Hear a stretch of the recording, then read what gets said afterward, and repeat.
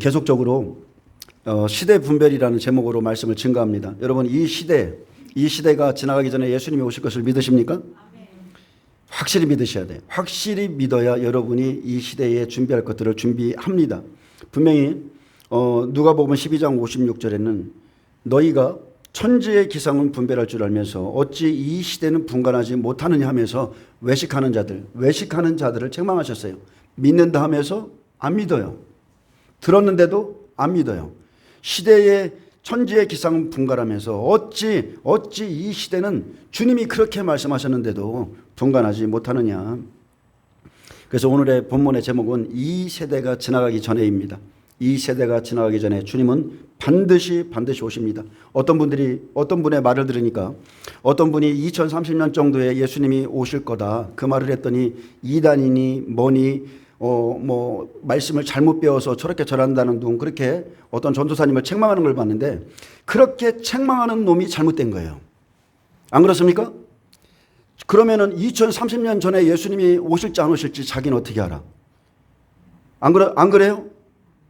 참으로 이 미련한 거예요. 참으로 이 시대에 영적으로 성도들을 잠재우는 주의 종들이 잘못된 거예요. 저는 다른 거는 모르겠지만 분명히 예수님이요.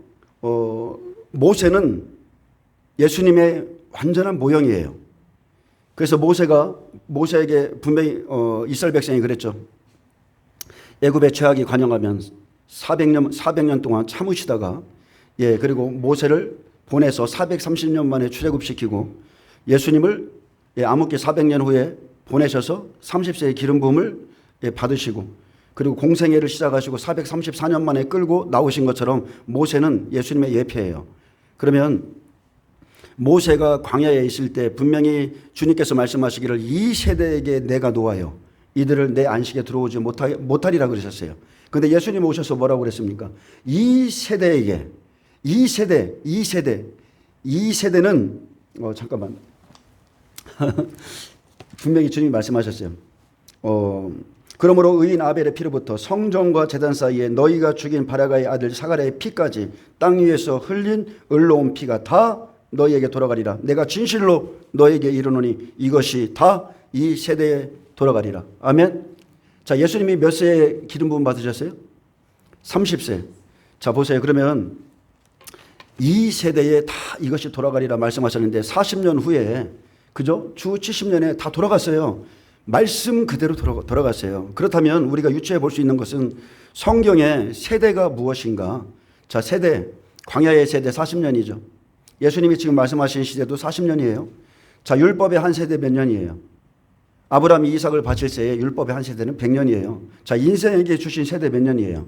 70, 80년이에요. 여러분, 무화과 나무의 비유를 배우라. 이 세대가 지나가기 전에 인자가 반드시 온다고 그랬어요. 그러면은 지금이 75년이고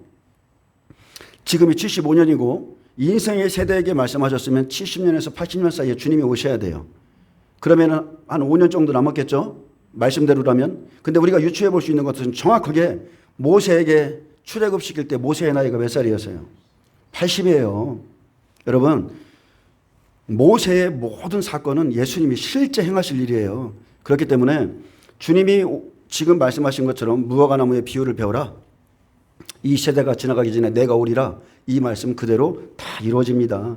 그렇기 때문에 이러쿵저러쿵 자기 생각으로 말하는 종들은 게으른 종들이고 시대를 알지 못하는 종들이고 성도들을 깨워서 준비시키지 못하는 주님께 책망받을 종들이라는 거 여러분 믿으시길 바랍니다. 오히려 조금 말씀을 잘못 전할지라도 마지막 시대에 영적으로 깨어 있어서 말씀은 잘 모르겠지만 성도들을 흔들어 깨워주고 환상이든 계시든 하여튼 무엇이든지 좋습니다. 진리에서 벗어나지 않는다면 성도들을 흔들어 깨워주는 그 사람이 오히려 나은 사람이에요. 여러분, 우리 교회에 어떻게 보면 저와 여러분은 한 배를 탄 사람들이죠. 유람선이라 할 수도 있고 저와 여러분이 어떻게 보면 저의 차에 탄 사람들이에요. 저의 차에. 저는 원래 운전이 굉장히 좀 안 좋습니다. 굉장히 급해서 국도도 150km로 달리는 사람인데 제 차에 오시면 정신이 번쩍 듭니다. 여러분은 마지막 시대에 아주 제 말을 듣고 그냥 깨어나게 되실 거예요. 그게 오히려 낫습니다. 정신이 나야 돼요. 자, 근데 주님이 주신 우리에게 진리가 있다는 겁니다. 진리. 자, 마태복음 24장에 보면 32절에서 자, 이제 시대를 분별하는 것은 말씀을 통해서라는 거예요. 자, 무화과 나무의 비유를 배우라. 뭐라고요? 배우라. 배우라는 거예요. 자, 무화과 나무의 비유를 배우라. 그 가지가 연하여지고 잎사귀를 내면 여름이 가까운 줄을 아나니. 자, 무화과 나무는 비유의 말씀이죠. 비유입니다. 그래서 이 비유라는 뜻은 헬라어 파라볼레인데 상징적인 표현이고 비유적 표현이라는 거예요. 무엇을 설명하기 위해서 비유적으로 표현했다는 겁니다. 그래서 누가복음 12장 54절에 보면 너희가 구름이 서쪽에서 이는 것을 보면 곧 말하기를 소나기가 오리라 하나니 과연 그러하고 남풍이 부는 것을 보면 말하기를 심히 더우리라 하나니 과연 그러하니라. 외식하는 자여 너희가 천지의 기상은 분간할 줄 알면서 어찌 이 세대는 분간하지 못하느냐. 또 어찌하여 옳은 것을 스스로 판단하지 아니하느냐. 아멘. 여러분, 이 마지막 시대에 옳은 것을 스스로 판단하시길 축복합니다. 스스로 판단하셔야 돼요. 예수님께서 너희가 천지의 기상을 분간할 줄 알면서 어찌 이 시대는 분간하지 못하느냐. 외식하는 자들에게 책망하신 것처럼 예수를 믿는다 하면서 예수님의 때를 몰라요. 예수님이 이제 곧 죽으시고 부활하실 것이라 그렇게 말해도 안 믿어요. 무화과 나무는 이스라엘이고 이 비유의 상징적인 의미를 배우라 하신 것은 이제 앞으로 무화과 나무가 자라는 모습처럼 이스라엘 백성의 움직임과 변화를 보면서 예수님께서 다시 오실 때를 알게 하셨다는 겁니다. 그래서 우리가 이 시대에 외식하는 자가 아니라면 누구든지 이 시대를 분별할 수 있습니다. 유대지역에서 흔히 볼 수 있는 무화과 나무는 누구나 볼 수 있는 것처럼 이스라엘을 보면 재림의 징조를 누구나 발견할 수 있고 예수님은 제자들에게 무화과 나무의 비유를 배우라. 그리고 다니엘에게는 뭐라 하겠습니까? 지금 제자들에게는 무화과 나무의 비유를 배우라 하셨고 다니엘에게는 내 백성과 내 거룩한 성을 위하여 70일을 기한으로 정했으니 이 진리를 믿고 그러므로 너는 깨달아 알지니라. 아멘. 그래서 이스라엘을 배우고 깨달아라. 그러면 인자가 올 때를 명확히 알 수 있다. 여러분, 종말은 정해져 있어요. 명확하게 70일로 정해져 있기 때문에 징조를 주셨기 때문에 우리는 인자가 올 때를 알 수 있습니다. 누가복음 13장 6절에 또 열매 맺지 못하는 무화과 나무에 대한 비유를 말씀하셨는데 이에 비유로 말씀하시되 한 사람이 포도원에 무화과 나무를 심은 것이 있더니 와서 그 열매를 구하였으나 얻지 못한지라. 포도원 지기에게 이르되 내가 3년을 와서 몇 년이요? 자, 3년이 지났어요. 3년을 와서 이 무화과 나무에서 열매를 얻지 못하니 찍어버리라. 어찌 땅만 버리게 하겠느냐. 대답하되 이르되 주인이여 금년에도 그대로 두소서. 내가 누구예요? 예수님이시죠. 아버지 금년에도 그대로 두소서. 조금만 참아주소서. 내가 두릅하고 거름을 줄이니 이후에 만일 열매가 열면 좋거니와 그렇지 아니하면 찍어버리소서 하였다 하시니라. 여러분, 하나님의 때는 딱 정해져 있어요. 앞으로 6개월만 더 있으면 거름을 줘도 무화과 나무가 열매를 맺지 아니하면 정하신 때까지 열매를 맺지 아니하면 다 찍어버리신다. 자, 마태복음 21장에도 예수님께서 공생의 3년이 지나도록 열매 맺지 못하는 한 무화과 나무를 보셨습니다. 그 무화과 나무에게서 잎사귀밖에 아무것도 찾지 못하시자 바로 저주하셨어요. 그리고 즉시 그 무화과 나무가 말씀하신 대로 뿌리채 말라 죽었습니다. 그렇듯이 이것은 어떤 상징적인 사건이죠. 그렇듯이 주 70년에 복음을 받지 않아서 생명 없는 이스라엘 열매 없는 무화과 나무는 저주받았습니다. 자, 그래서 우리가 무화과 나무가 저주를 받은 것이나 화 있을진저 외식하는 서기관과 바리새인들이여 이 사람들이 저주받은 것이나 여러분 똑같은 거예요. 무화과 나무의 저주는 이 종교 지도자들에 대한 저주고 이들을 따랐던 백성들에 대한 저주입니다. 그러나 이제 시간이 흘러서 마지막 때의 약속을 주셨는데 이제 1878년 동안 죽어있던 무화과 나무가 1948년 5월 14일에 독립을 하게 됩니다. 그래서 이제 그 가지가 죽어있던 그 무화과 그게 다시 살아나고 그 가지가 연하여지고 잎사귀를 내면 여름이 가까운 줄 아나니 이렇게 말씀하셨어요. 여러분 지금 이스라엘이 독립이 몇 년이요? 75년입니다. 그래서 무화과 나무가 자 수액으로 부풀어 올라서 자 물이죠. 물을 빨아들이고 수액으로 부풀어 올라서 가지가 연하여지고 잎사귀를 돋아내면 여름이 가깝다는 것은 유대인들의 보편적인 상식이었고 그냥 우리가 눈으로 보면 그냥 아는 사실이에요. 그래서 무화과 나무는 잎사귀를 내면 거의 동시에 열매가 생기는 특이한 식물이기에 잎사귀를 내면 여름이 가까운 줄 알라. 잎사귀를 내면 인자가 곧 문 앞에 이른 줄 알라. 똑같은 말씀입니다.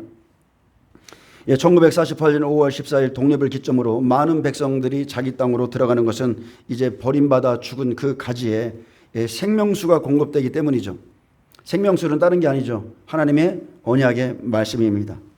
이 땅을 너희에게 주겠다는 그 언약의 말씀이 물이고 가지가 연하여지고 잎사귀를 내면 이제 여름 7, 8월의 무화과가 열매를 맺을 때가 되었고 이제 곧 한일의 구원의 약속에 이제 실제 들어간다는 것을 의미합니다.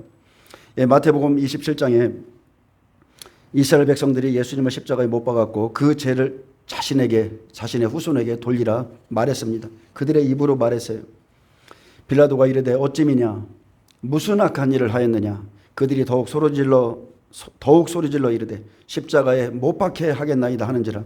빌라도가 아무 성과도 없이 도리어 밀란이 나려는 것을 보고 물을 가져다가 무리 앞에서 손을 씻으며 이르되 이 사람의 피에 대하여 나는 무죄하니 너희가 당하라. 나는 무죄하다. 너희가 당하라. 백성이 다 대답하여 이르되 그 피를 우리와 우리 자손에게 돌릴지어다 하거늘. 예수님이 십자가에 흘리신 피를 우리와 우리 자손에게 돌리라 말한 그대로 이스라엘이 2000년 정도 떠돌아 다닌 이유는 예수님을 죽인 피값과 그들의 죄값이었습니다.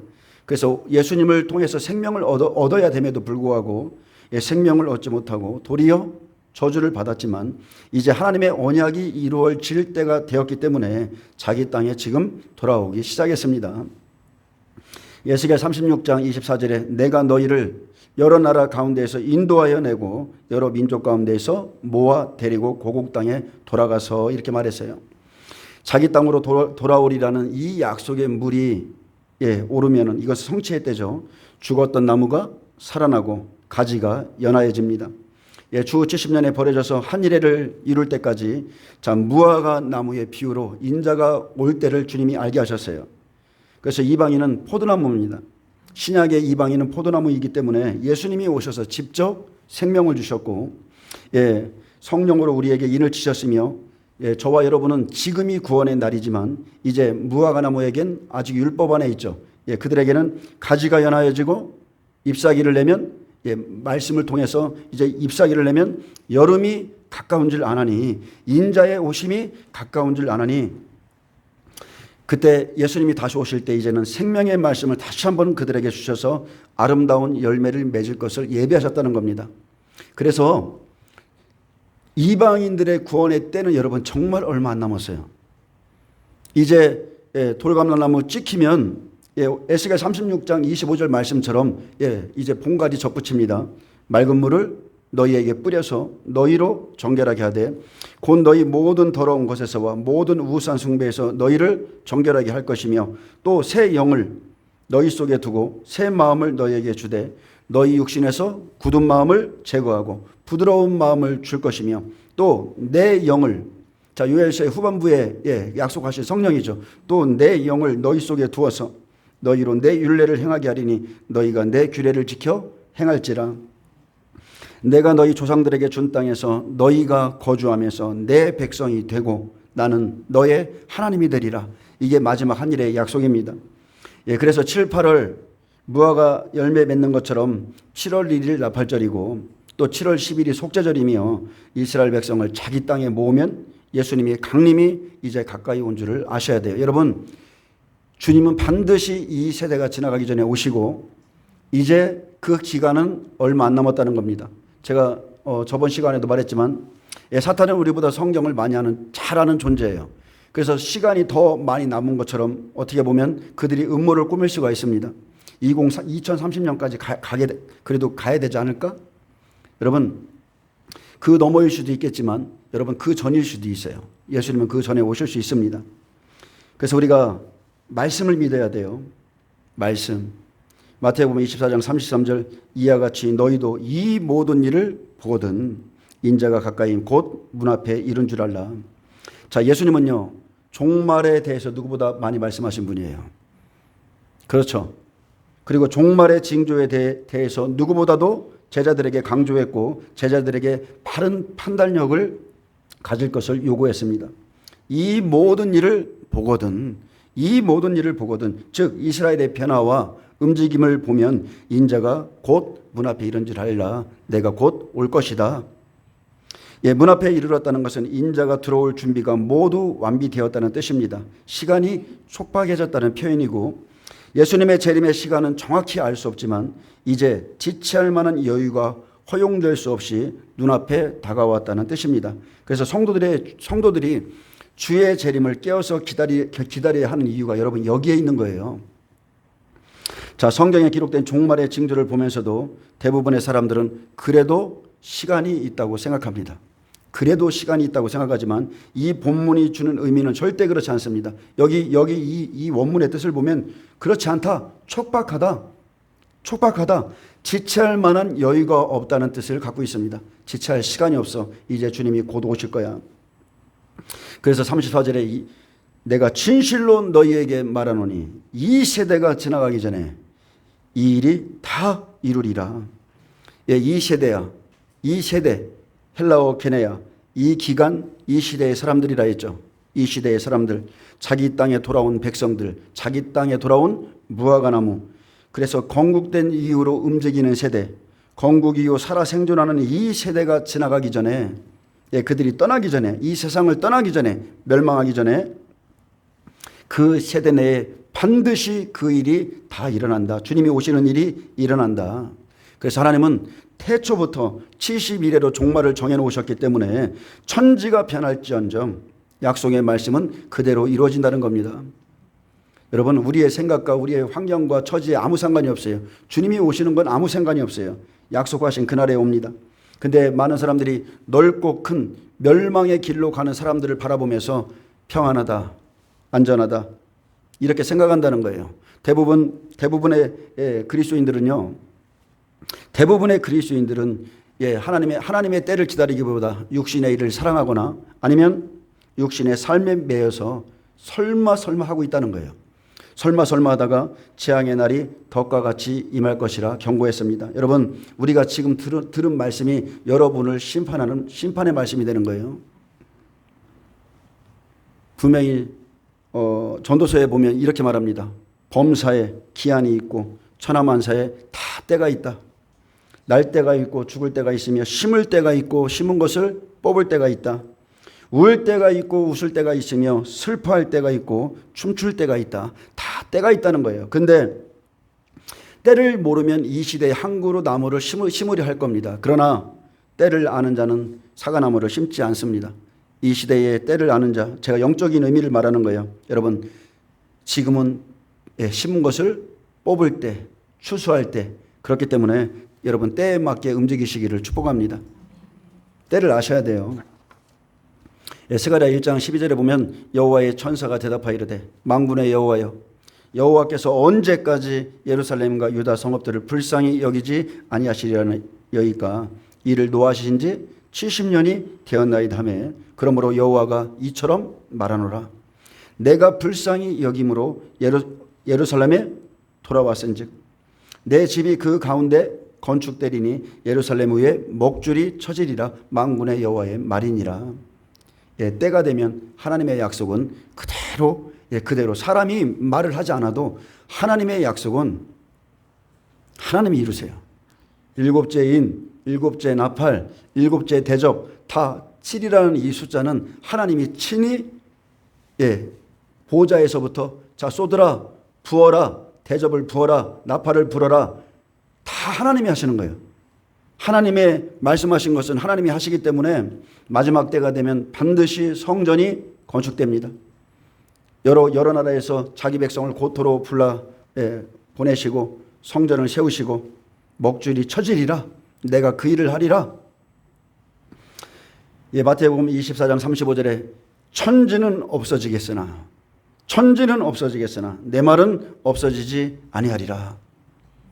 이것이 예수님의 권위에 대한 언급이죠. 예수님의 권위에 대한 말씀이에요. 내 말은 절대적인 진리다. 내 말은 절대적인 진리다. 이제까지 제자들에게 설교한 이 종말에 대한 비유와 그 가르침은 영원한 권위를 갖는다는 겁니다. 내가 말한 것은 1.1핵도 없어지지 아니하고 그대로 이루리라. 그래서 예수님이 어떻게 했어요? 예수님이 십자가에 달리셔서 구약의 시내산에서 두루마리 책을 백성들에게 낭독하고 거기에 그 두루마리에 피를 뿌린 것처럼 자기가 하신 모든 말씀은 천지가 없어질지언정 없어지지 아니하리라. 자기 몸에 피를 흘리시고 말씀을 이루고 돌아가신 것입니다. 그래서 하나님의 말씀은 영원한 권위를 갖습니다.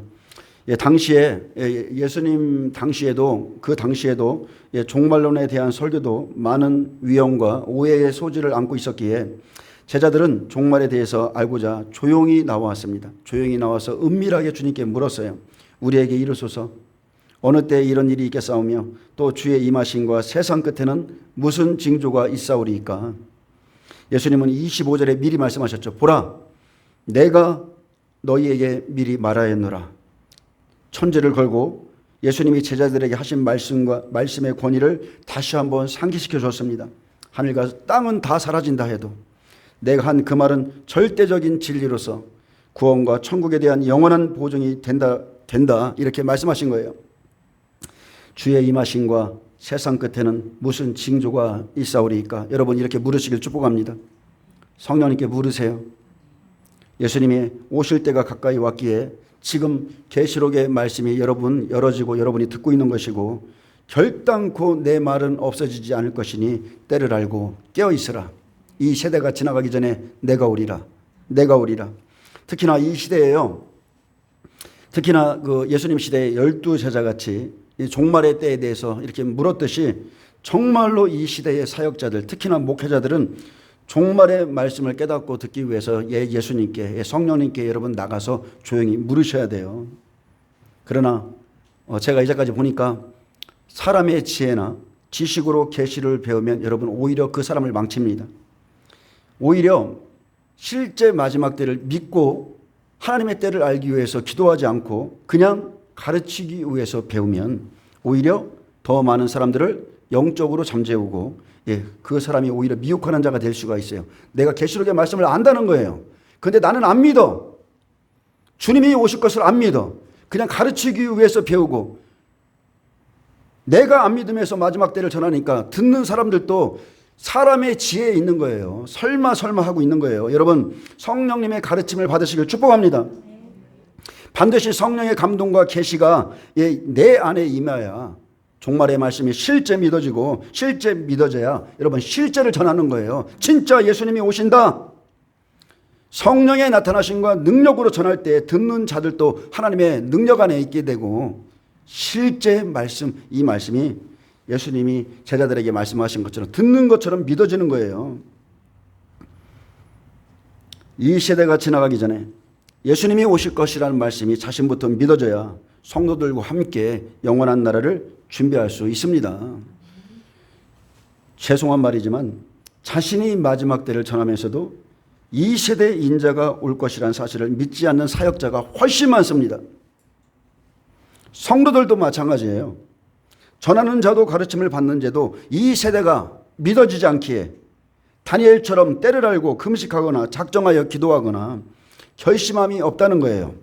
다가올 짐승의 시대에 대한 그 준비됨이 없이 그대로 마지막 때다 하면서 그냥 살고만 있습니다.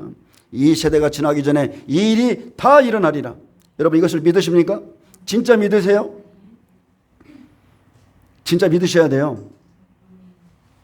하나님은 여러분에게 앞으로 마지막 때가 되면 될수록 거짓 것을 믿기 좋아하는 사람들에게 미혹의 역사를 보낼 겁니다. 그 미혹의 역사가 다양한 방법으로 풀어질 거예요. 그래서 그 사람의 믿음의 실상, 그 마음의 중심을 다 드러낼 것입니다. 누군가에게는 질병을 줄 수도 있고 누군가에게는 미혹의 말씀들이 들려질 수도 있고 어떤 사람은 환상과 예언을 받았다 들었다 하면서 그런 것으로 풀어질 수도 있고 어떻게 보면 또 사람과의 관계도 있을 수 있어요. 특히 이 마지막 시대는 이제 마지막 시대가 짐승의 패는 여러분 짐승의 패를 받지 않으면 매매할 수가 없는 시대예요. 그래서 이 마지막 시대의 가장 큰 미혹은 일만하게 뿌린 돈의 시험이 있게 될 것입니다. 누군가는 재정이 부족해서 고통당하는 자가 있는 반면에 반대로 놀라운 재정의 축복을 받은 자들도 있습니다. 근데 둘 다 시험의 시간이 올 거라는 거예요. 그래서 시편에 보면 나를 부하게도 마시고 가난하게도 마시고, 여러분 그게 정답이에요. 마지막 때 하나님이냐 바알이냐. 그래서 계속 이 마지막 시대까지도 왕의 재정 세미나나 이딴 것이나 그런 거 들으러 다니고, 여러분 버릴 줄을 아세요. 버릴 줄을. 예수님을 위해서 배와 아버지와 그물까지도 버릴 수 있는 그 믿음을 가지시길 축복합니다. 아브라함과 롯을 보면요, 아브라함은 믿음의 100배라고 할 수 있습니다. 롯은 그 옆에 있었던 자로 믿음의 60배예요. 근데 그 사람들의 신앙의 믿음의 상태에 따라 시험이 올 것인데, 자, 아브라함은 마지막 때 일어날 심판의 때를 알았어요. 하나님으로부터 직접 천사로부터 말씀을 받았습니다. 그러나 말씀을 직접 받는 자도 있고 말씀을 거쳐 받는 자도 있어요. 그러나 중요한 것은 하나님이 때에 맞게끔 듣게 하시고, 그래서 여러분 내가 못 들었다고 못 듣는 게 아니에요. 롯이 못 들었을 때 아브라함은 듣고 있었어요. 소돔성이 곧 멸망할 것이다 듣고 있었어요. 자, 아브라함과 롯이 부유하게 되었습니다. 자, 소유가 많아서 동거할 수 없게 되자 아브라함과 롯이 싸운 게 아니라 그들의 종들끼리 싸웠어요. 그들은 싸우지 않았습니다. 종들끼리 다투었어요. 이 사건으로 그곳에서 함께할 수가 없어서 아브라함은 롯에게 좋은 땅을 선택할 기회를 주었고, 내가 좌하면 내가 우하고 내가 우하면 내가 좌하리라 이렇게 말했습니다. 자, 아브라함은 100배, 롯은 60배, 각 사람의 믿음과 영성에 따른 시험이 있습니다. 제가 지금 여러분에게 말하고 싶은 것은, 자, 롯을 통해서 소돔성의 복음이 흘러가는 구속사적인 관점으로 말하는 게 아니에요. 우리가 롯과 아브라함의 관계를 보면 구속사적인 관점으로 보면 하나님은 소돔성에 있는 사람들도 사랑하시기 때문에 롯을 통해서 그가 성문에 앉았었죠. 의로운 재판관으로 그를 보내셔서 하나님을 알게 했어요. 근데 지금 제가 말하고 싶은 것은 소돔성이 멸망하기 전 그런 시대가 가까이 왔음에도 불구하고 각 사람의 믿음에 대한 시험의 측면에서 여러분에게 지금 말하는 거예요. 자, 이에 롯이 눈을 들어서 요단 지역을 바라보고 또 소알까지 온 땅에 물이 넉넉한 것을 바라보고 그 지역의 도시로 가다 결국 어떻게 됩니까? 소돔성에 거하게 되었죠. 이것은 누구의 선택이에요? 여러분, 이것은 누구의 선택이에요? 롯의 선택이에요. 그에게 기회를 먼저 줬어요. 롯의 선택이고, 자, 소돔과 고모라를 멸하기 전이었기 때문에 여호와의 동산 같고 애굽 땅과 같은 소돔 땅을 롯이 선택하게 됐고, 그가 그곳에 정착한 지 얼마 되지 않아서 결국 큰 전쟁으로 말미암아 포로로 잡혀갔습니다. 자, 과연 롯이 이 시대를 분별하고 영적인 눈으로 세상을 바라보았다면 과연 이런 선택의 순간에 그 땅과 그 도시를 바라볼 수 있을까? 제가 그것을 말하고 싶은 거예요. 여러분, 시대를 분별하는 자가 그 도시로 들어가겠습니까? 지금 이 시대에 앞으로 곧 심판이 올 것이라 말하는데 이렇게 화려한 이 소돔성과 같은 도시로 들어갈 수 있어요? 저와 여러분은 이 시대를 분별할 줄 알아야 올바른 선택을 할 수 있다는 거예요. 여러분, 때를 아셔야 됩니다. 아브라함은 부르심을 받았을 때에 순종하여 장래의 유업을 받을 땅을 바라보고 갈 바를 알지 못하고 나아갔지만 롯처럼 마음속에 세상이 처리되지 않고 혼적인 것들이 처리되지 않으면 아브라함과 함께 있을 때 믿음의 사람 같아요. 아브라함과 함께 있으면 하나님의 사람 같습니다. 공동체 안에 있으면 하나님의 사람 같아요. 그런데 내게 기회가 주어지고 좀 더 풍부해지거나 풍부해질 수 있는 어떤 사건이 생긴다면 더 깊이 그냥 세상으로 들어가는 사람들이 있다는 거예요. 그래서 가난하건 부하건 이 시험을 마지막 시대에 통과하지 않는 이상 하나님 나라에 들어갈 수 없다는 겁니다. 말세에 재물을 쌓고 먹고 입고 마시고 장가들고 시집가고 더 좋은 집을 짓고 세상에 있는 것을 누리려 하고 더 소유하고자 하는 자, 자와 혼이 처리되지 않은 자는 그 마지막에 소돔성에 여러분 갇힙니다. 욕심을 못 내려놨기 때문에 결국 그 성에서 못 나와요. 여러분 정욕을 따라가다 보면 결국 덫에 걸립니다. 들어가지 말았어야 됐고 깨달았다면 여러분 즉시 나와야 돼요. 아멘. 때가 있습니다. 그래서 하나님이 은혜를 베푸셔서 아브라함이 자기 집에서 훈련된 318명의 사람을 데려가서 롯을 구출해 놓아도 롯은 다시 소돔성에 들어갔죠. 다시 들어갔어요. 소돔 왕이 원하는 것은 무엇입니까? 마지막 시대 소돔 왕이 원하는 것은 무엇이에요? 그는 아브라함이 탈취해 온 재물을 원하지 않았어요. 소돔 왕이 원하는 것은 마지막 시대의 사람입니다. 사람의 영혼들. 사람의 영혼들이기에 아브라함에게 이렇게 말했어요. 사람은 내게 주고 물품은 내가 다 가지라. 근데 아브라함이 어떻게 말했습니까? 내게 속한 것은 실 한 오락이나 들매끈 한 가닥도 내가 가지지 아니하리라. 그렇게 말했습니다. 소돔성에 있는 그 죄악된 성에 있던 그 어떤 것도 너의 소유 내가 갖지 않을 거야. 그는 그런 것을 원하지 않았고요. 여러분 천지는 없어져도 하나님의 약속은 결코 없어지지 않습니다. 아버지와 함께하는 자는 마지막 때를 알 것이고 이스라엘 백성 움직임을 보는 자는 인자의 임하는 때를 반드시 압니다. 반드시 알아요. 근데 36절에 여기까지 주님이 종말의 때에 대해서 명확히 말씀해 주시고 근데 36절부터는 거꾸로 말하죠. 그러나 그 날과 그 때는 아무도 모르나니 하늘의 천사들도 아들도 모르고 오직 아버지만 아시느니라. 아멘. 여러분 구약의 모든 선지자들에게 하나님의 때를 알게 했어요? 모르게 했어요? 다 알게 했어요. 다 알게 했고 그 종 선지자에게 말하지 않고 결코 행함심이 없는 분이 하나님이시라고 그랬어요. 이 말의 의미를 여러분 잘 깨달으셔야 돼요. 이 말 한 구절만 딱 붙잡고 그 날과 그 시는 모른다고 그랬는데 마지막 때를 안다는 거 야 이단이야 잘못됐어. 이 말하는 사람들은 깨어있지 않은 자요. 성령 안에 있지 않은 자요. 무엇보다도 말씀을 연구하지 않는 자예요. 자기 영혼을 위해서 말씀을 연구하지 않는 자입니다. 자 35절까지는 인자가 오는 때를 알 수 있다고 비유로 알려주셨지만 다시 새로운 형태의 비유를 주셨는데 그러나 그날과 그때는 아무도 모른다. 이렇게 단호하게 말씀하셨어요. 그러나 이 말씀은 예수님이 심판주로 오시는 시간을 전혀 알 수 없다는 뜻이 아닙니다. 예수님의 초림은 예수님이 뭐라 하겠습니까? 인자는 이스라엘의 잃어버린 양 외에는 다른 데 보내심을 받지 않았다. 여기서 가장 중요한 게 뭐예요?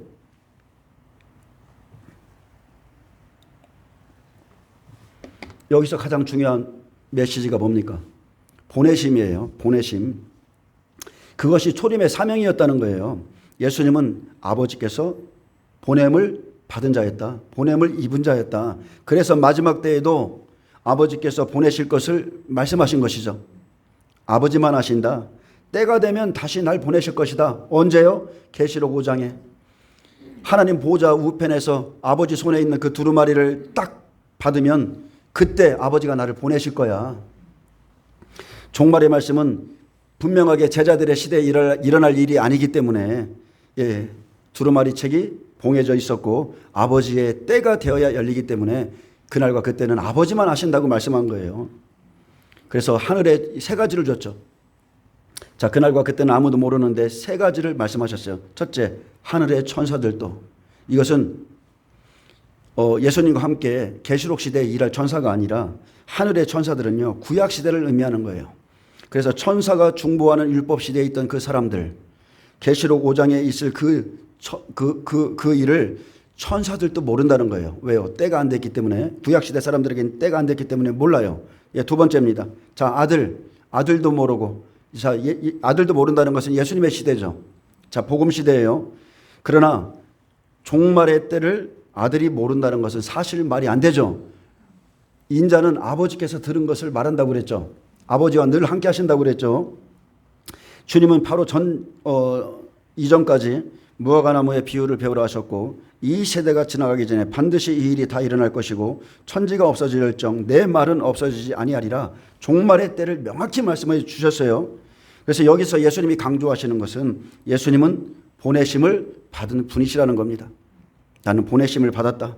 지금도 보내심을 받았고 앞으로 심판의 때에 심판의 권한을 받아서 집행하실 분위기에 전적인 권한은 아버지께 있다는 점을 지금 강조하신 겁니다.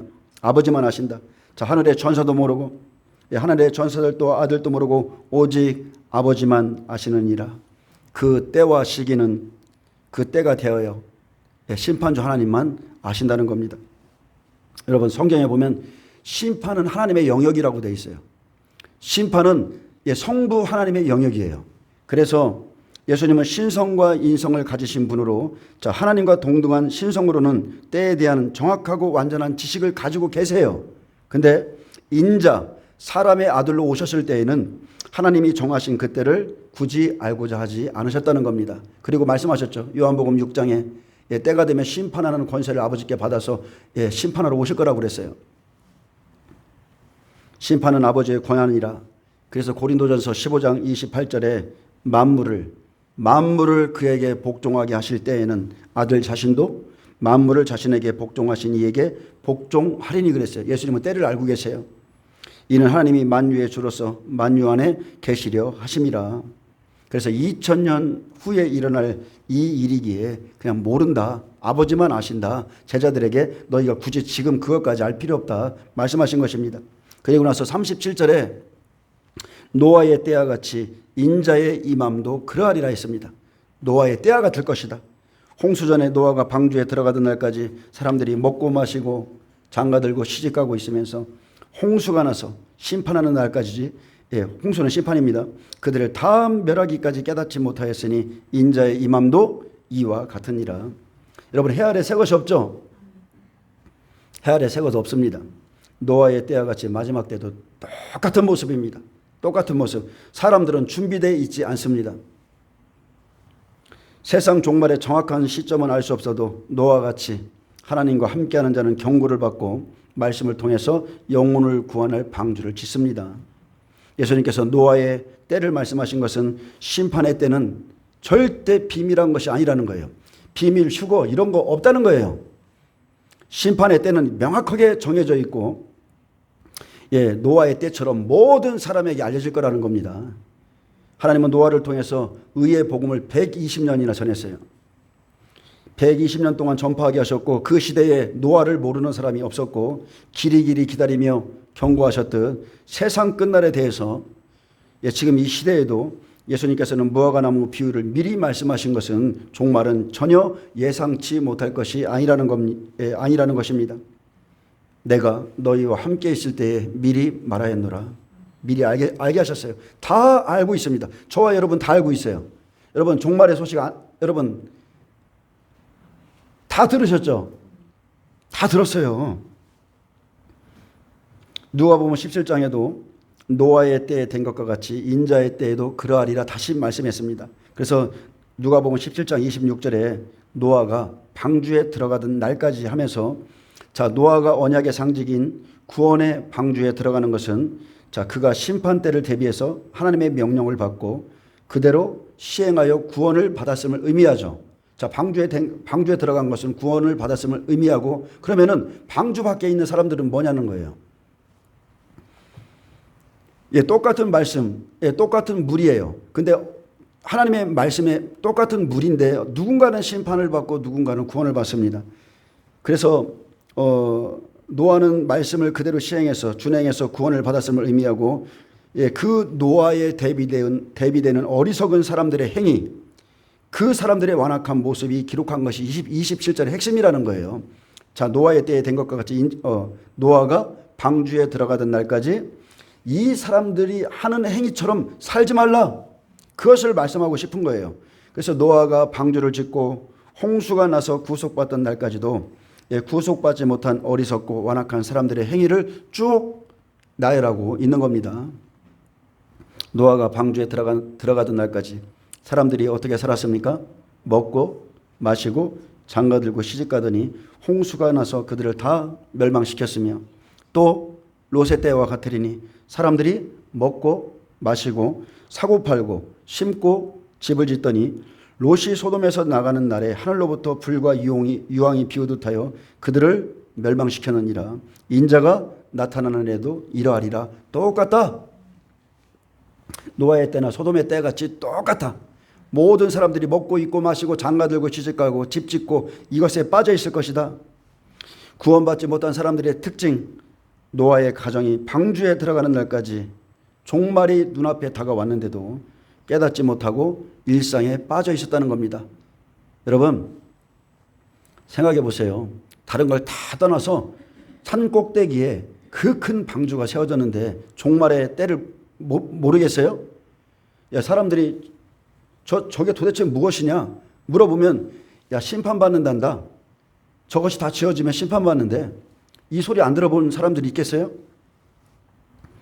근데 하나님의 말씀에 무관심하고 무신경하고 종말이 다 됐는데 종말적 삶은 고사하고 오히려 일상의 삶, 육신의 삶에 더 몰두하고 있었다는 겁니다. 그래서 이사야 5장 12절에 보면 그들이 연애에는 수금과 비파와 소고와 피리와 포도주를 갖추었어도 여호와께서 행하시는 일에는 관심을 두지 아니하며 그의 손으로 하신 일을 보지도 아니하는도다. 그러므로 내 백성의 무지함으로 사로잡힐 것이다. 이렇게 말했습니다.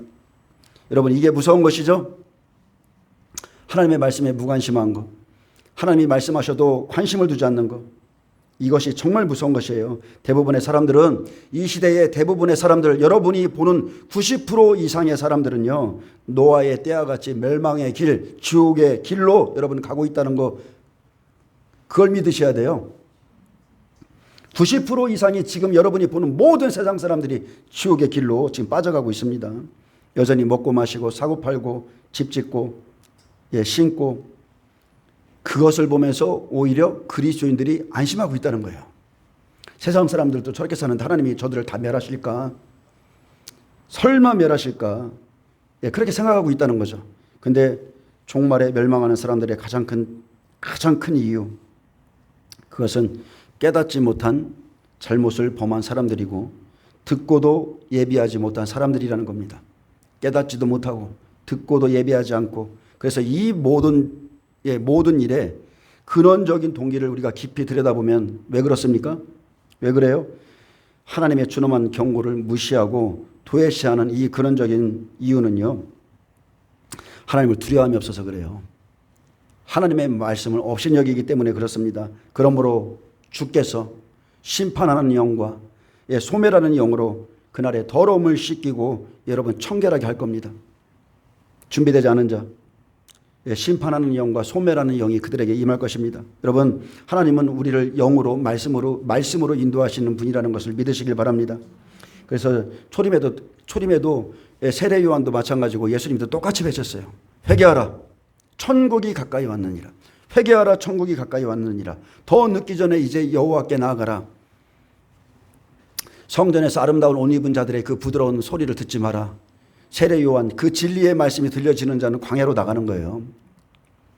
근데 그렇게 외칠지라도 하나님의 메시지에 관심이 없고 자기 영혼의 구원에 아예 관심이 없기에 다음 멸하기까지도 깨닫지 못하는 겁니다. 자기 고집, 자기 어리석음, 그 어리석음으로 충만한 사람들은 비가 내리기 전에는 이렇게 말합니다.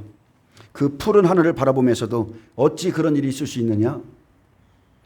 하늘이 푸르기 때문에 어찌 그런 일이 있을 수 있겠어? 어찌 이렇게 화창한 날에 홍수가 내릴 수 있겠어? 근데 비가 내리기 시작하고 이제 물이 목에 차 죽는 순간까지도 깨닫지 못한 채 죽는 거예요.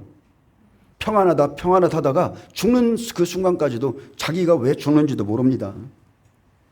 주님의 경고에 귀 기울이지 않는 영적인 무지와 말씀에 대한 무지는 자신을 파멸로 이끕니다. 마지막 때에는 노아의 때에 롯의 멸망을 추가한 것처럼 불심판의 최후가 기다리고 있고, 자, 성령이 교회들에게 하시는 말씀을 들을지어다. 아멘.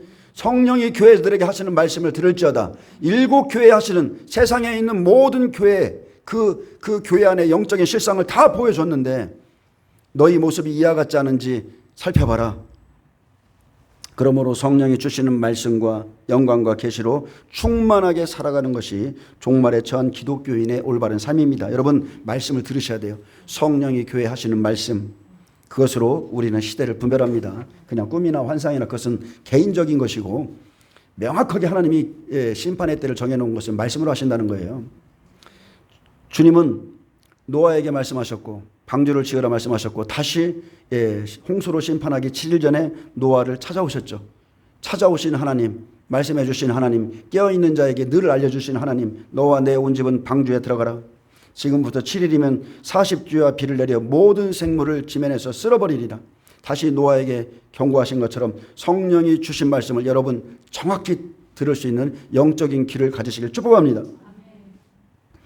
이 시대에 한 일에 들어가기 전 무화과나무로 비유로 있을 일을 미리 우리에게 알게 하셨습니다. 그래서 실제 이제 나팔 재앙이 시작되기 전에 하늘이 반시간쯤 고요하고 이스라엘 백성들 7개월 회개 기도를 받으실 것이라 말씀해 주셨기에 이스라엘 백성들이 이제 나팔절과 속죄절을 통해서 그들이 회개하기 시작하면 이게 사인이죠.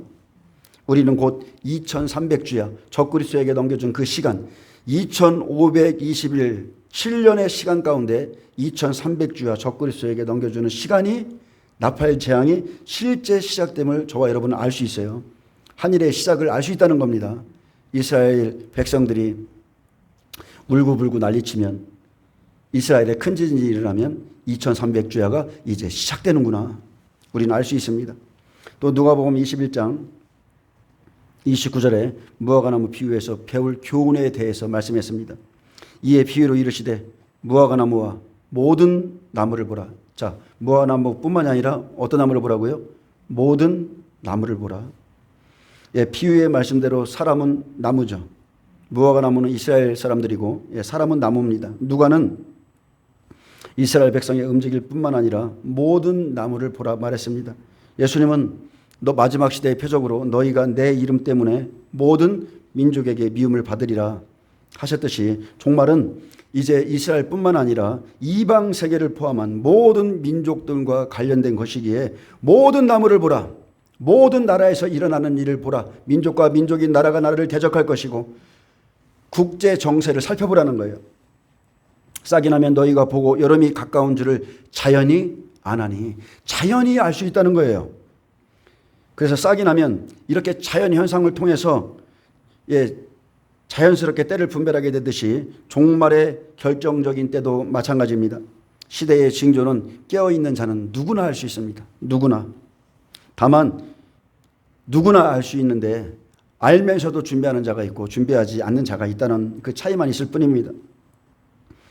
자, 죽은 가지에 물이 올라 싹이 나듯이 약속의 말씀대로 이스라엘 백성 독립해서 이제 움직이는 것을 보면 때를 알 수 있고, 자, 무화과나무는 여름 무화과라고 그랬죠. 7, 8월에 열매를 맺습니다. 그래서 이스라엘 백성들이 고토에 많이 들어와야 이제 두중이를 통해서 복음이 들어가 열매를 맺기 때문에 여러분, 저와 여러분은 이스라엘만 잘 보고 있어도 마지막 때를 알 수 있어요. 이와 같이 너희가 이런 일이 일어나는 것을 보거든 하나님의 나라가 가까이 온 줄 알라. 내가 진실로 너희에게 이르노니 이 세대가 지나가기 전에 모든 일이 다 이루어지리라. 천지는 없어지겠으나 내 말은 없어지지 아니하리라. 계속 지금 무화과나무의 비유를 통해서 말씀하신 것은 결코 내 말은 없어지지 아니하고 이 세대가 지나가기 전에 이 일이 다 일어날 것이라는 겁니다. 그래서 이 세대, 싹이 난 그 민족, 그 종족, 그 자손, 그 혈통, 즉 이 시대 사람의 연도를 이야기하는데 이 세대가 지나가기 전이라고 아예 못을 박아주셨어요. 이 세대가 지나가기 전에 이렇게 못을 박으셨다면 한번 생각해 봐야죠. 도대체 성경에서 말하는 한 세대가 몇 년인가? 그러면은 2030년이라고 말했다고 여러분 그게 잘못됐습니까? 2030년이라고 못 박아서 그 사람이 말했다고 해서 그게 잘못됐어요? 잘못 안 됐어요. 왜냐? 한 세대가 7, 80년이 성경의 세대이기 때문에 잘못된 말이 아니라는 거예요. 무화과나무는 이스라엘 백성이 자기 땅에 돌아온 세대, 그리고 이 세대 사람들이 다 죽기 전에, 지나가기 전에 인자가 반드시 온다. 그래서 우리 이방인의 모양으로는 알 수 없기에 무화과나무를 징조로 우리에게 보여주셨고, 자, 무화과나무 비유를 알면 자연의 시대를 알 수 있다 하셨고, 7월 1일 나팔절기를 명절로 지키며 10일은 대속죄일로 지키고, 그리고 15일부터는 장막절, 완전히 다 이제 알곡들 집어넣죠. 그렇기 때문에 이 시대에 곧 성전이 지어질 것이고 이 세대가 지나가기 전에 모든 일은 반드시 다 이루어집니다. 반드시 다 이루어져요.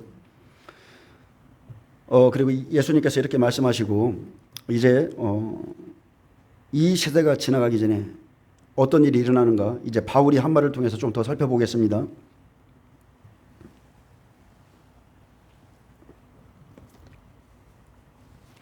자, 바울은 계속적으로 데살로니가 교회의 그리스도의 재림에 관한 교인들의 신앙관을 교정시켜줬습니다.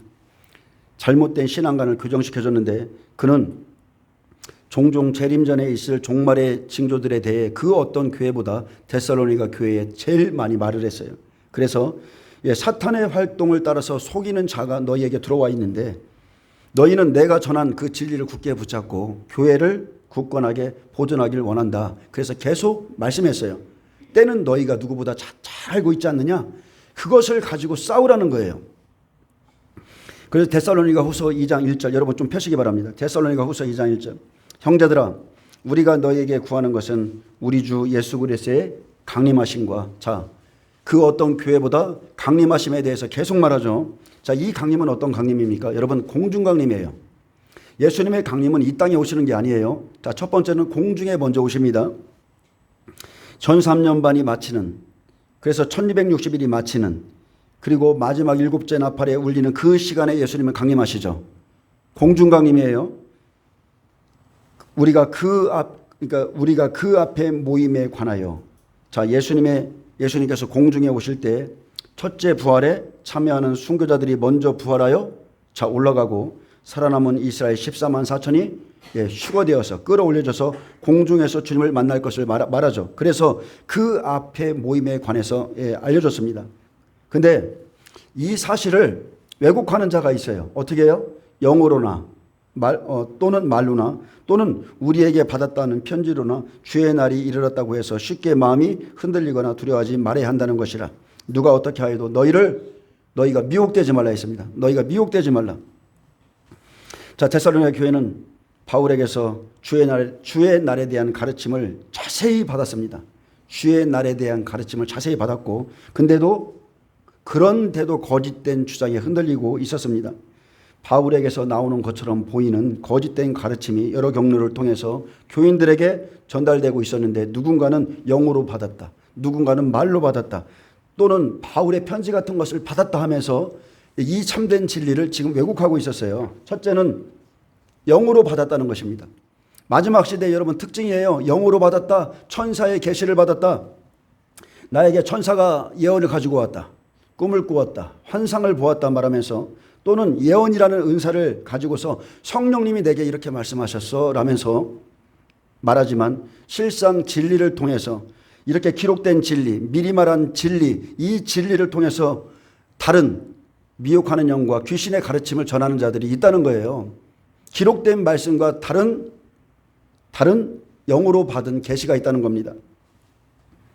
그래서 거짓 예언자들, 거짓 선자들을 조심할 것은 마지막 때의 징조로 우리에게 말씀하셨고 여러분 이미 마지막 때의 징조는 예수님께서 말씀으로 다 기록해 놓으셨어요. 말씀으로 기록해 놓으셨기 때문에 말씀과 다른 것은 자기 마음으로 예언하거나 아니면 다른 영을 가지고 예언하는 것이라 보면 정확합니다. 바울은 데살로니가 교회에 이렇게 말했어요. 예언을 멸시하지 말라. 예언을 멸시하지 말라. 그런데 이 예언은 데살로니가 교회에서 많은 지지를 받고 있었다는 겁니다. 야, 예언해 지지를 받고 있었어요. 근데 바울은 내가 전한 말씀과 다른 것을 받아들이지 말고 미혹되지 말라고 말하고 있습니다. 모든 것을 다 믿지 말라. 너희는 반드시 영을 분별해야 된다. 자, 영 분별에 대해서 말했죠. 자, 첫 번째는 진리의 말씀, 그죠? 두 번째는 영 분별의 은사, 그리고 그 말을 하는 사람의 삶의 모습을 보면서 영 분별을 하라겠어요. 둘째는 말입니다. 그 교회 안엔 바울의 입에서 나온 재림에 관한 것을 내가 들었다. 이렇게 거짓으로 말하는 사람들이 있었습니다. 그리고 세 번째, 또 우리에게서 받았다는 편지. 바울이 말한 내용을 잘못 이해했거나 거짓 교사들이 거짓 편지를 받았다고 말하거나 오해할 수도 있었는데 중요한 것은 이 세 가지 주장에 대한 바울의 말이죠. 그들은 이 세 가지를 주장하고 있었는데 가장 중요한 것은 바울이 내가 그런 적이 없다는 거예요. 너희가 어느 곳에서 어떻게 미혹됐는지 나는 알 수 없지만 나는 이 세 가지를 다 거부한다. 단호히 거절한다. 너희가 들었다는 영으로 들었다, 말로 들었다, 편지로 들었다 하는 이 사실, 나는 너희에게 이렇게 말한 적이 한 번도 없었다는 거예요. 너희에게 이렇게 가르친 적이 없었다. 그러므로 누가 어떻게 하여도 너희가 미혹되지 말라. 먼저 배교하는 일이 있고, 배교는 말세의 징조입니다. 마지막 때 정치적인 군사적인 반란이 일어날 것이고, 하나님을 대항하는 악의 세력들이 강력하게 출현할 것입니다. 각 나라마다 어떤 나라의 근간을 흔드는 일들이 생기고, 또 종교적으로는 어떻습니까? 마지막 때가 되면 적그리스도의 길을 여는 거짓 선지자, 거짓 예언자, 거짓 그리스도인들이 일어나서 예수님만이 참된 구원자임을 부인하고 다른 종교 지도자들과의 연합이 일어나죠. 아브라함 협정과 같이, 아니면 WCC, WA, NCC 기회 같이 그런 종교적인 연합이 일어납니다. 그리고 이 시대 보세요. 목회자들이 얼마나 타락했습니까? 며칠 전에 동성애 축제가 있었는데 그 침례교 목사가 나와서 그 2년 전에 동성애를 지지하는 축복하는 것을 했다가 징계를 받았는데 어떻게 징계를 받고 끝납니까? 그런 사람은 교회에서 그리스도인으로서 다 재버려야 돼요. 무슨 추회종의 자격이 있습니까? 하나님의 말씀을 정면으로 대적하고 있는데, 근데 마지막 때 현상이라는 거예요. 마지막 때 하나님의 진리의 말씀을 목회자가 대적하고 있는데 잘르지를 않아요. 신학교가 동성애를 옹호하고, 어쨌든 간에 이 동성애를 지지하는, 그래도 하나님은 사랑이시야 말하는 목회자와 성도들이 있고, 어떻게 목사의 입에서 신앙복을 존경한다 이렇게 말하며, 어떻게 템플 스테이가 좋다고 말하며, 아주 갈수록 이 과간도 아니고, 그리고 공산주의자들을 지지하죠. 이 좌파 세력을 지지하는 이 목회자들이 있다는 거예요. 성도들이 있다는 거예요. 여러분, 공산주의자, 유물론을 가지고 교회를 말살하는 공산주의자들을 지지하는 어떻게 좌파들을 그리스도인이 밀어줄 수가 있습니까? 문재인 정부 때 보세요. 저는 교회에서 예배드리는 게 여기서 그들이 얼마나 심하게 이 예배드리는 것을 방해했습니까? 그들은 유물론을 믿고 있어요. 마지막 때 악에 속한 사람들이 모든 영역에서 여러분 출몰합니다. 근데 이것은 정해져 있는 사건이고 수순이에요. 7 교회의 모습 다 드러냈죠. 이 가짜들 하나님이 다 때가 되면 다 드러내요. 육신에 속한 종들, 지식으로 말씀을 가르치는 종들, 한 번도 거듭난 적이 없어서 하나님의 성령을 대적하는 종들 마지막 시대 다 일어납니다. 그래서 저 불법의 사람 곧 멸망의 아들이 나타나기 전에는 그 날이 이르지 아니하나니 그는 대적하는 자라 신이라고 불리는 모든 것과 숭배함을 받는 것에 대항하여 그 후에 자기를 높이고 하나님의 성전에 앉아 자기를 하나님이라 내세우느니라. 그래서 예수님이 임하시기 전에 역사에 정해진 시기에 반드시 나타날 불법의 사람 사탄이 세운 적그리스도가 이 시대에 우리와 공존하고 있지만 아직은 나타나지 않고 있습니다. 아직 때가 되지 않았기 때문에 나타나지 않고 있지만 그는 지금 우리와 함께 살고 있고, 그가 나타나기 위해서는 이제 하나님의 성전 제3성전이 여러분 지어져야 돼요. 바울은 그가 나타나기 전엔 주의 날이 이르지 않는다는 것을 교인들에게 확신시켜 주었고, 주의 날이 이르기 전 초기에 일어날 일들을 분명하게 하나씩 가르쳐 줬습니다.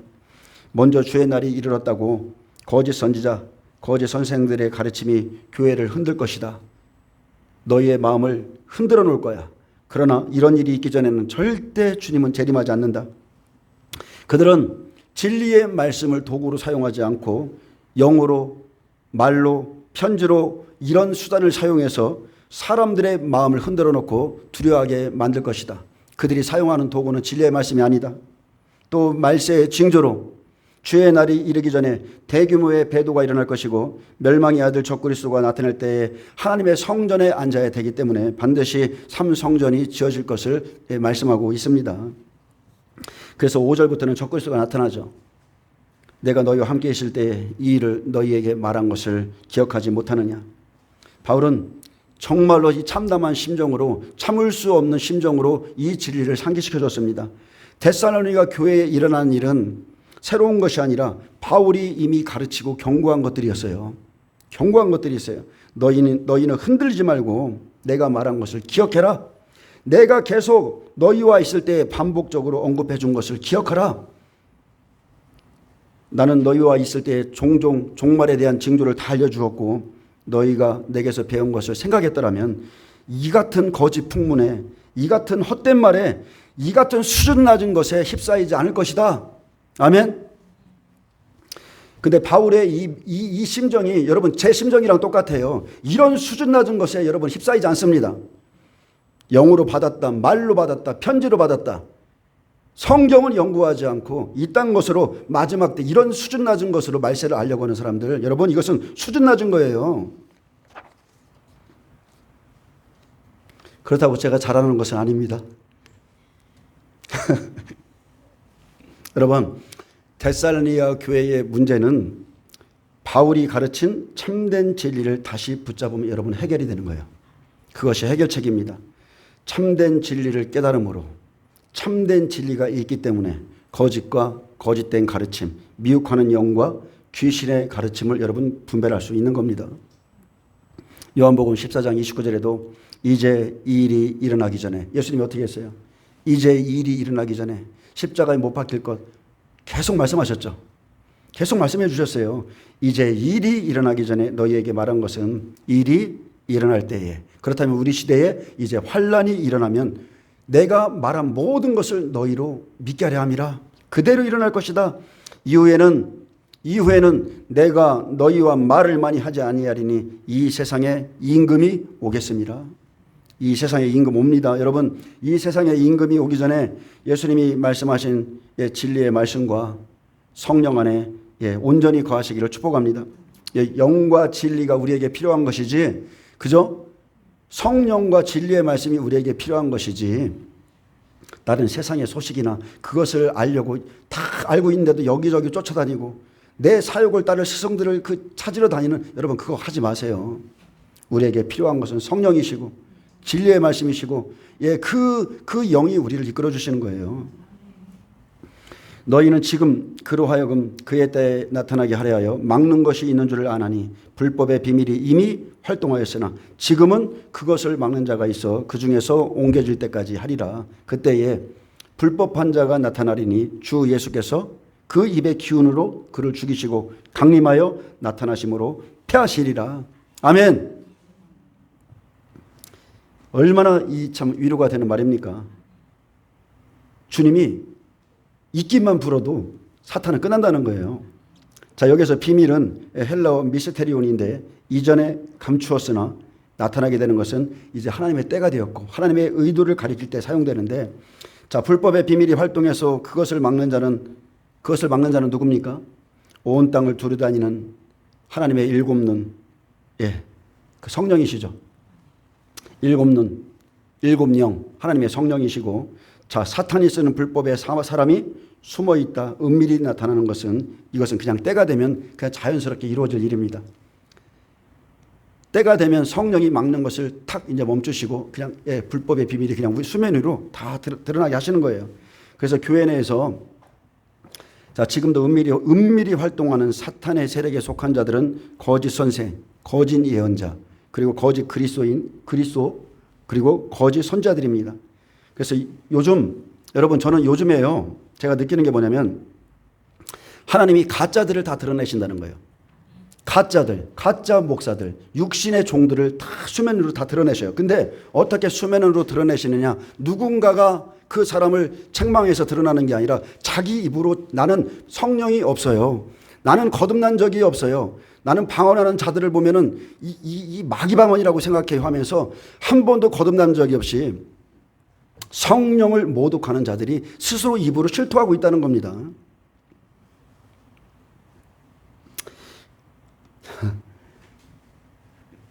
하나님이 막 격동시키나 봐. 나는 성령이 없어. 막 이러면서 막 격동시키는 것 같아.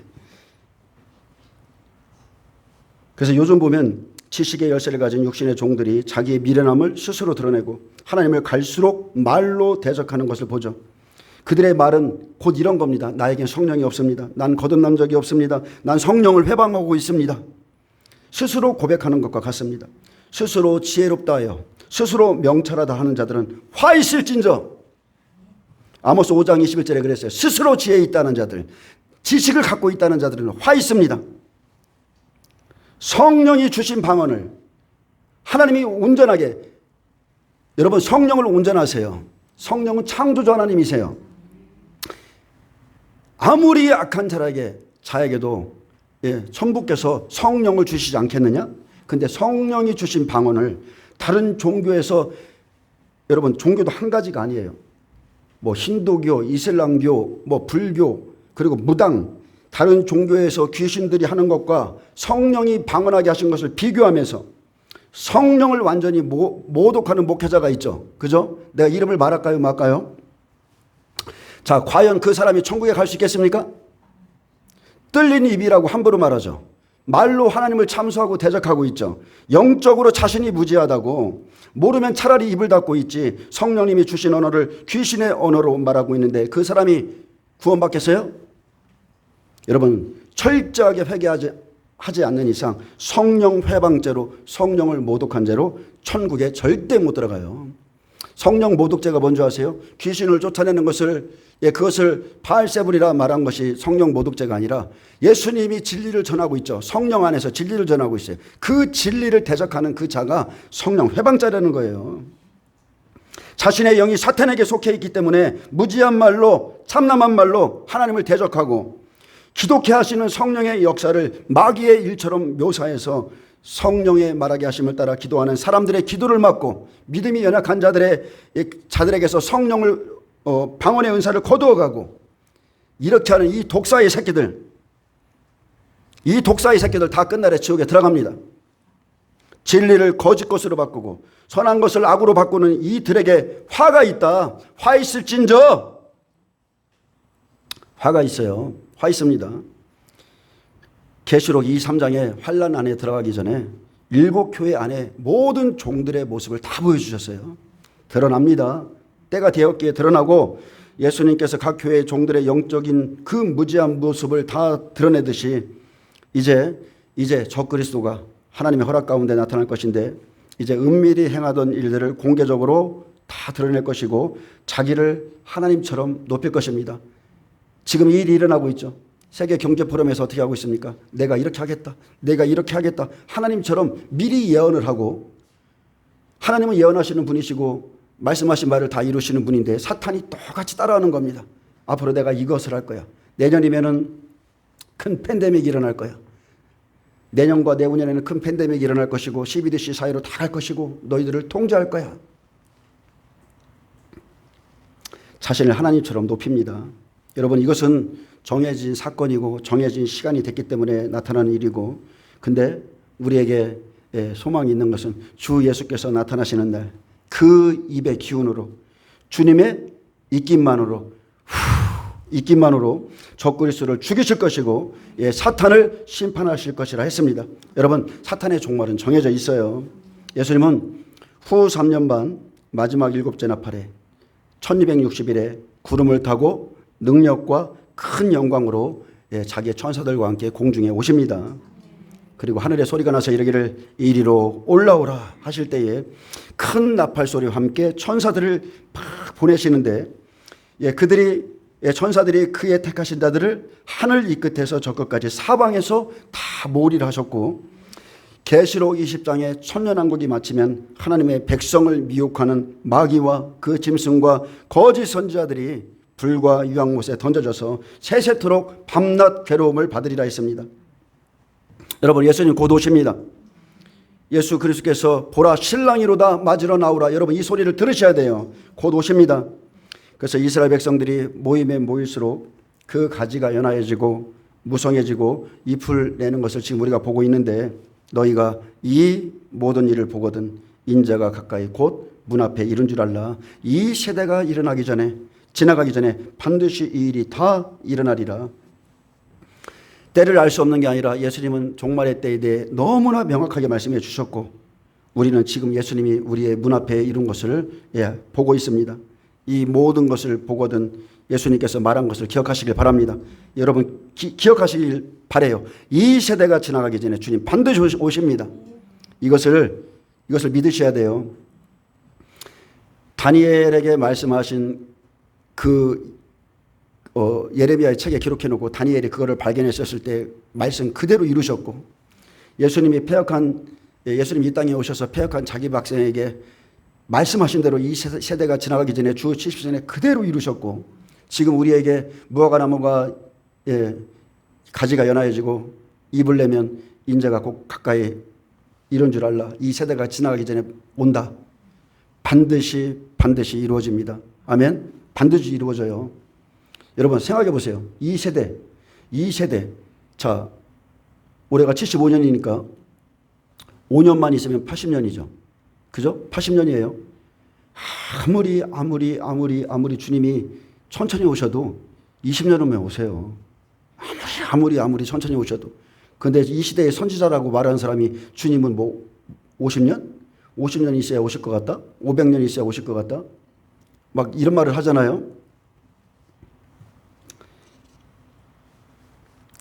여러분, 이 마지막 시대는 거짓 선지자들이 판을 칩니다. 진리의 말씀을 믿고 말씀대로 행하시길 예수님의 이름으로 축복합니다. 기도합니다. 주님 감사합니다. 주님, 우리가 시대를 분별하기 위해서 주의 말씀을 살폈습니다. 주님은 반드시 말씀하신 바를 이루시는 분이고 언약을 이루시는 무지개의 하나님임을 우리가 알고 있습니다. 주님, 이 세대가 지나가기 전에 주님이 오실 것을 믿고 노아와 같이 요셉과 같이 준비해서 영혼을 살리는 자들이 다 되게 하여 주옵소서. 감사하며 예수님의 이름으로 기도합니다. 아멘. 하나님께 영광 박수 올려드립니다.